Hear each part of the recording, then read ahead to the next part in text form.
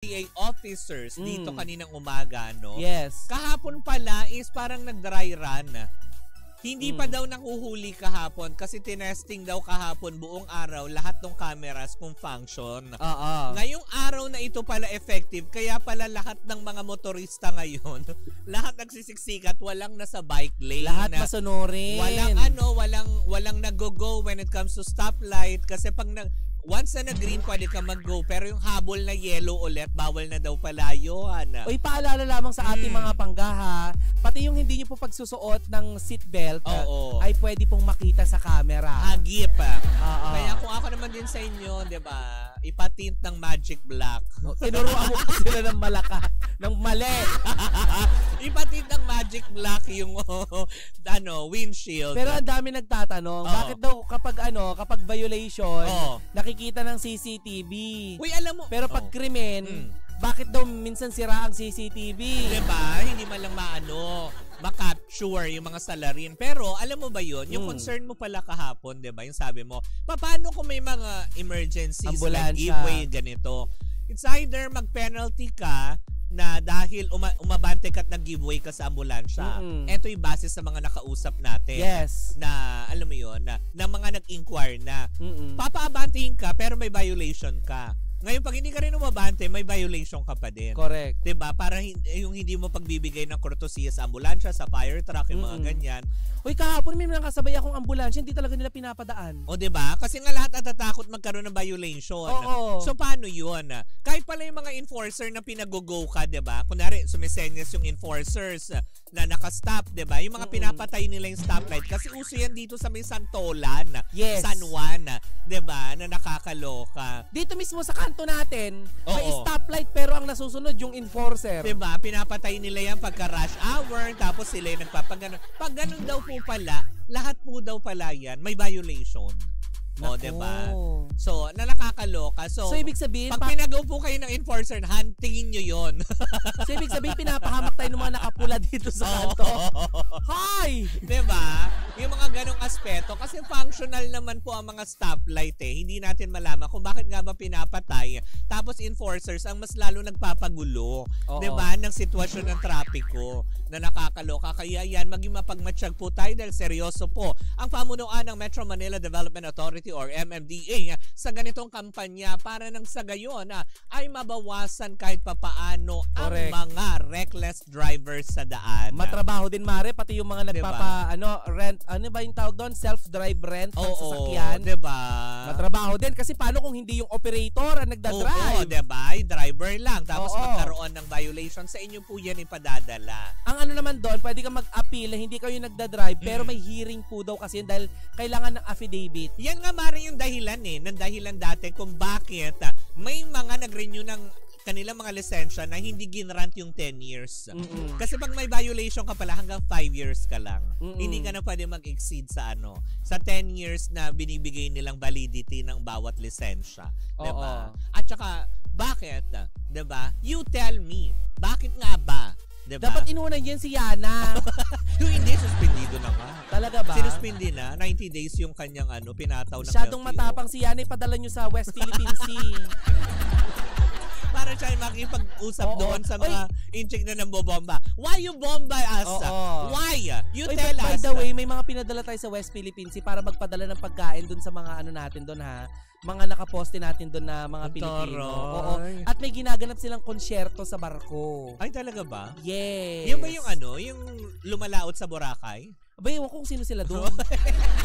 Basta alam ko, party. Binugi Wonderland yung anak ni Senator Jinggoy sa Boracay. Ay, talaga? Diba? Di mo ba alam yun? Hindi balitaan yun. Binugi Wonderland, tapos nagpunta doon si Senator Jinggoy para magsampa ng kaukulang reklamo sa Junakis.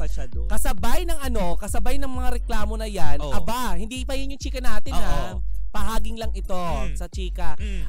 Itong asawa niya ay nag-viral kamakailan dahil nga sa pinuntahan daw niyang hotel, may ipis. Si Madam Presi? Talaga? Nagreklamo daw dahil may ipis yung hotel. Ba na-expect natin? Siyempre, di naman sanay sa ipis yung mga yan. Hindi kagaya namin sa Pandakan lang sa lamok. Ginigisa namin yan nila Ate Vivian. Uy, alam mo, ginigisa. Pag may nagpadala sa yung ginisang ipis, Pasintabi mo sa mga kumakain. Oo. Si Ate Bibian, at saka ano? yan yung kapatid ni Ate Sol na nasa Hong Kong. Mayaman pala yan dati. Oo. Ano nangyari? Tawag nun, parang ngayon gusto niyang i-prank yung mga kapitbahay na hindi na siya mayaman. Sila nung anak niyang si Chuchay. Oo, kasi ang kwento, sobrang yaman nila. Parang gusto lang nilang ma-experience ang maging maralitang Pilipino. Tapos? Pinaprank nila. Kagabi na-discover ko yung nila. Yung prank? Oo, yung prank nila na sila, British sila sa bahay. Talaga? Oo. At saka sabi ko, mayaman kayo ate. Oo, mayaman kami. Oo. Sabi niya. Taray. Nananampal yan ng katulong. Hoy, grabe naman. Charing lang. Hindi mo lahat ng mayaman, ganun ha? Charot lang, hindi. Sabi ko kasi nakita ko yung mga picture nila nung araw. Sabi ko, uy, ang yaman nyo talaga ate. Siguro nananampal ka ng katulong nung araw. Grabe ka. Buti mo sinabi, ikaw ba yung nagpapasok sa washing machine ng mga katulong? Tapos pinapaikot. Tapos pag namutla na palalabasin. Diba? Saka ipapahanap yung itik. Itik! Nakakaloka. Tita Cora, nakakita ka na ba ng dragon ipis? Oo, ako. Ano tsura nun? Yung malaking ganun. Talaga? Dahil hindi mo gusto yung makita. Cultured. As in talagang ang lalaki. Kadiri, ew. As in talagang iyak. Oo. Chito Aquino, hello beautiful ladies, happy Tuesday. Ay, hi! Alam mo, sobrang sweet talaga kami pag tinatawag mo kaming Beautiful ladies. Oo. At least hindi mo kami tinawag na dragon ipis. But anyway, so anong chika mo? Ang chika nga natin for today's video ay walang iba kundi tungkol. Ayan. Sa ipis? Hindi sa ipis. kundi sa ex ni Bea Alonso. Si Dominic? Hindi. Mali. Si Gerald Napoles? Ay, hindi. Puro kamay. Gerald Anderson. Gerald Nabwa? Ay! Sino yun? Ay, pero eto mare ha. Gerald Kim Piripi. Si Gerald Anderson? Oo. Bakit? Ano meron? Umiinit ang usap-usapan sa social media, Mare, tungkol sa estado ng relasyon nila ni Gerald Anderson at Julia Barreto. Matapos mapansin na tila hindi na sila nagpo-post ng larawan ng isa't isa gaya ng dati. Sa mga bagong Instagram post ni Julia ay makikitang nagta-travel siya sa iba't ibang lugar. Ngunit kapansin-pansin na wala si Gerald Anderson. Samantala, ayan na, abala naman si Gerald Anderson. Saan? Hindi kung kani-kanino. Abala si Gerald Anderson sa pagpo-post ng kanyang mga larawan habang nagmumotor at pinapakita ang kanyang resort sa Zambales. Yun naman pala. Mas lalo pang lumala ang haka-haka ng mga netizen ng hiwalayan nang mapansin ng mga netizen na binura. Di umano at nakita ko din pero hindi ko nilapitan. Ayan. At hindi mo pinisil. Na may binura. Umano itong si Julia Barreto na ilang larawan nila ni Gerald Anderson sa kanyang Instagram account. Ang huling post si Julia kasama si Gerald ay mula pa nung 63 weeks ago. Ang tagal na ha. 63 weeks. 12. 63. So parang 10. More than 6 months? Sa kabilang dako, isang birthday greetings para sa aktor ang na-post niya nung 63 weeks ago. Sa panig naman ni Gerald Mare, ang huli niyang post ay may nakasama niya si Julia ay 10 weeks ago pa. Recently lang yon. Pero 10 weeks is 10 weeks, 2 months ago. Baka naman, alam mo yun, baka dumantong na sila talaga sa punto na tipong, diba, nakakasawa ng puro picture-picture. Dagdag pa rito, Mare, ay wala rin si Gerald sa litrato ng mga ginanap na birthday celebration o sa birthday celebration ni Marjorie Barreto nung nakaraang linggo. Gayon pa man, nagkomento si Gerald sa Instagram post ni Marjorie ng happy birthday tita at sinagot naman ni Marjorie ng pasasalamat. Sa ngayon ay wala pang konfirmasyon mula sa dalawa ang tungkol sa kanilang hiwalayan at sa mga maugong na usap-usapin na kesyo nga daw ay naghiwalay na itong dalawa at patuloy ang pag-aabang ng publiko sa anumang pahayag na ilalabas ni Gerald at saka ni Julia Barreto. Naku, ayaw yan habang magse-celebrate ng 60th birthday si Noel Agustina. Naku, ba't ba ganun lagi pagka syempre nakasanayan natin, although hindi mo rin maalis sa netizen, 'di ba? Kasi syempre nung naging sweet sila, ganyan, post, 'di ba? Hindi ba pwedeng kasi alam mo 'yun, baka kasi umabot sila sa punto na tigil na nga natin 'to, alam naman natin kung ano yung totoo, magkarelasyon naman tayo. Hindi naman natin kailangang patunayan sa tao na alam mo 'yun, may relasyon tayo, nagmamahalan tayo, baka mas gusto na nila yung living the private life. Ayon sa aking source, ano? Sabi ng utak ko, huwag mong bakla sabihin. Kasi parang may problema nga yata itong dalawa.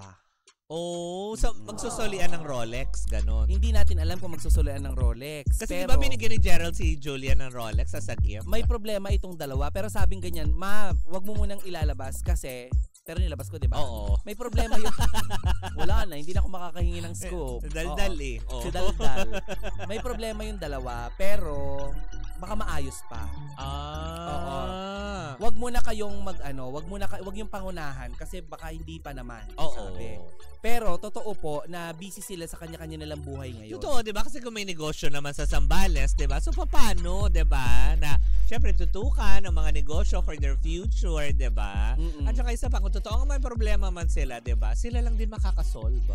'Di ba? Huwag natin, alam mo 'yun, diyan mapapahamak yung alam mo 'yun magkakasintahan kapag pinanghimasukan na ng mga mema. 'Di ba? Yung mga nagmamaru, gano'n. Correct.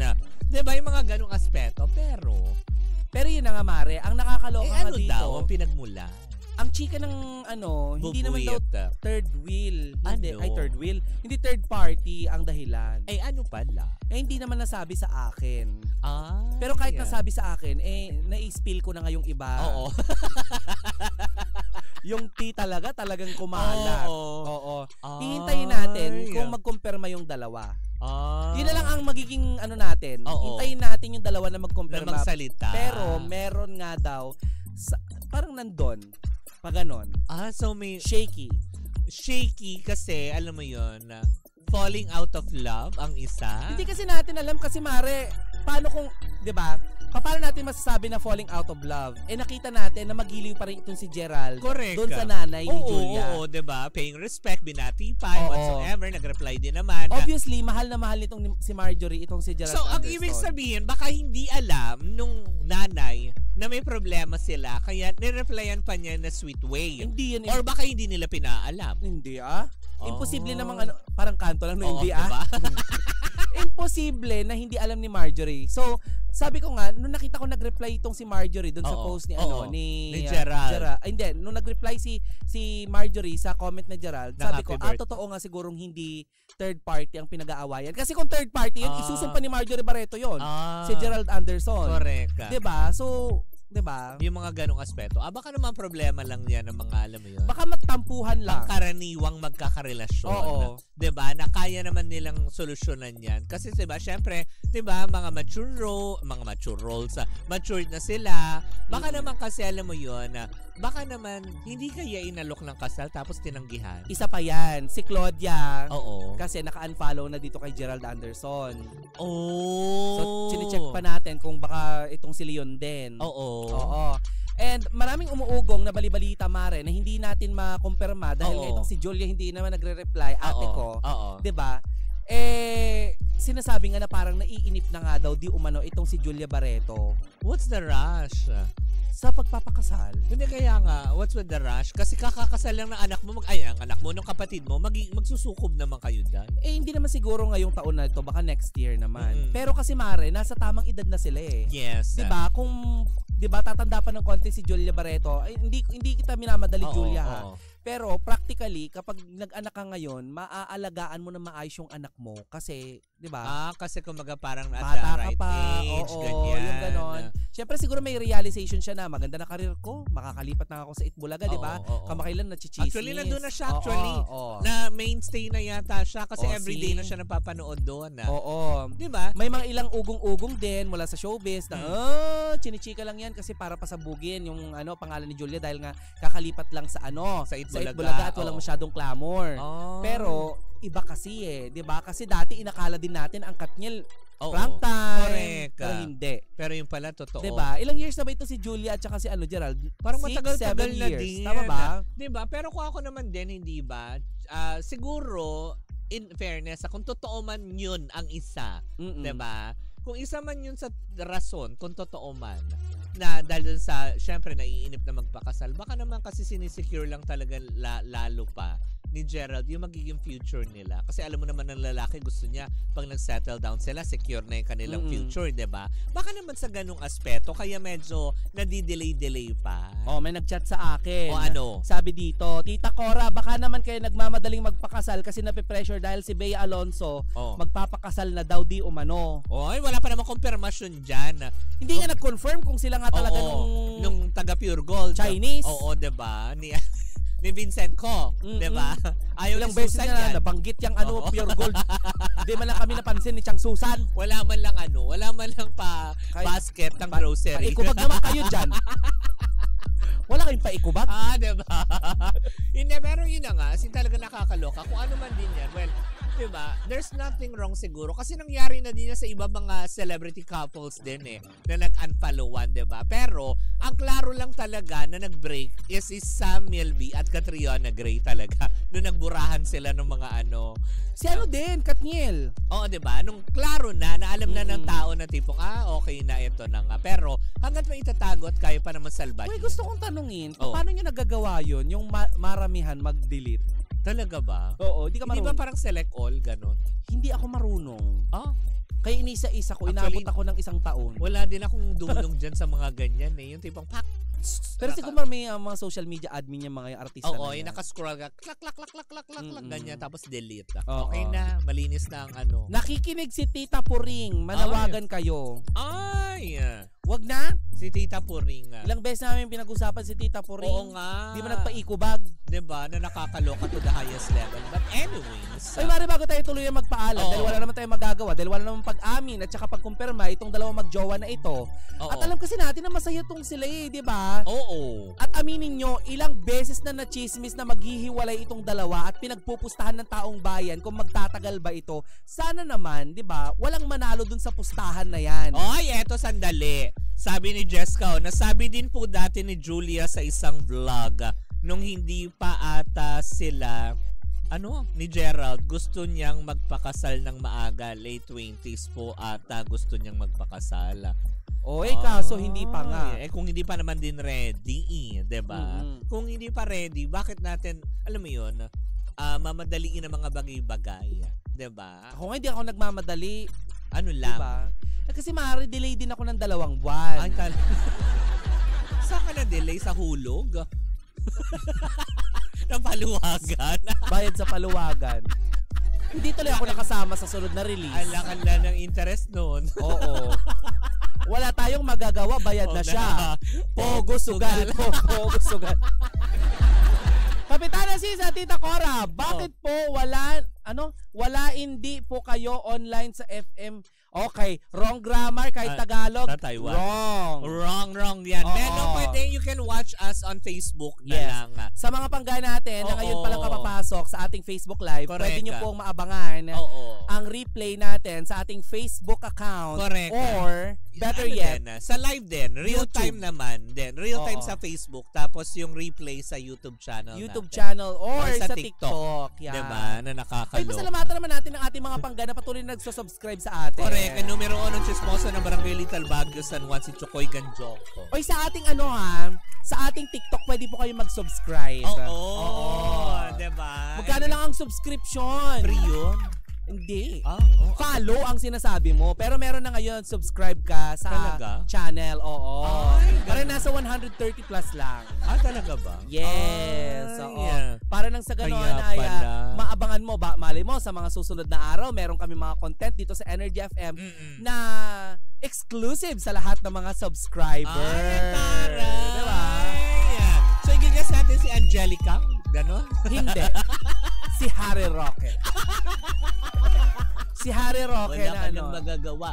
Huli ka na. Wala ka nang magagawa. Huli ka na. Pugo sugal. Popo. Puis, tawag nun? Ano bang tawag kay Harry Roque? Dating secretary. Diba? Tama ba? Siya ang dating punong abala. Punong tagapagsalita. President. Spokesperson. Dating spokesperson ng dating Pangulo. Punong abala. Catering, ate. Si bakla naman. Naiinis ang tao na to sa'yo. Ano Paano uuwi yan? Ginawa mo siyang, di ba, Hermana Mayor. Punong abala ang Hindi siya yung organizer ng Flores de Mayo. Bali mo doon siya magpa-procession sa The Hague. Andun siya, di ba? Sa Netherlands. Oo. Di ba? May mga bali-balita nga na may... Baka umaasa kasi siya na siya yung pumalit sa Santo Papa. Doon ba yun? Hindi. Sa Roma yun? Bakla, mali-mali ang Hindi. geography. Baka kasi pinaplano niya yun na makiisa. Kasi nagbobotohan eh. Hindi siya makakatakbo dito. Kasi umaasa yatan siya na pwede niyang ipagtanggol ang ating presidente. Wala tayong magagawa. Huli na siya. Hindi, I mean, nahuli ka na. May nagtatanggol na. Tama. Sabi nga ni Papa, masyado na kayong patola. Alam ko naman dating spokesperson. Umuwi ka na, Harry. Diba? Looking forward kay Harry Potter. Hindi sasakay ng walis. Hindi ka kayanin. Alam naman natin, hindi pikon si Harry Roque. Ay, hindi mahal natin yan. Ikaw diba? Sabi mo yan Oo, ba't di mo mahal? Basta ka na magagawa, huli ka na. Pogo, sugal. Anyways, hayaan na natin. Oo nga. Ipaubayan na natin sa saligang batas. Tama. Ang mga bagay-bagay na yan. At kung meron tayong pagkakataon mga pangga, ayan, na maski papano, nga pala stay safe sa lahat ng ating mga ang ating mga kababayan dyan sa Tondo, Manila. Doon sa isinasagawang, kahapon may isinagawang demolition. Ay, talaga ba? May mga ibang nahuli, nasaktan, binomba ng tubig. Ayan, panatilihin po natin na sana mapayapa ang pag-uusap, 'di ba? Tayo ay pare-parehas naman ng mga Pilipino. Correct. Sana po ay pakinggan po natin dun sa may-ari, kung ikaw man ang may-ari ng ng kalupaan na yan, sana ay mapakinggan mo ang hinaing ng normal na Pilipino, ng isang mamamayang Pilipino. At saka diba? Siguro naman bago pero talaga binomba ng tubig. Grabe binomba naman ng tubig, gumanti naman itong mga mga tao dun sa Tondo, dun sa mismong lugar na yon. Binomba naman nila ng fire extinguisher. Ay. Nakakasad naman. Sana ay maging mapayapa po. Kung kaya naman natin makipag-usap sa alam mo yun, mapayapang pamamaraan. Yun na lang ang gawin natin. Rhea, bunganga mo naman. Makapanot ka naman. Napakabastos. Kaya inahid ko na lahat ang buhok ko eh. At least, hindi ka matatawag na panot. Diba? Kalbo. Diba? Na nakakalo. Bald is beautiful. Totoo naman. Diba? Hindi. Gano'n ka sure na ikaw kaagad yun? Ako? Bakit? Siya bang kalbo lang dito? Ako. Diba? Ay nako, ate, magpaalam na tayo. Anyways, mga baga, maraming salamat mo sa inyong pagkatabay. Muli po ako si Kapitana Sisa. At ako ang... ang tagal. Ako po si Tita Cora. Hindi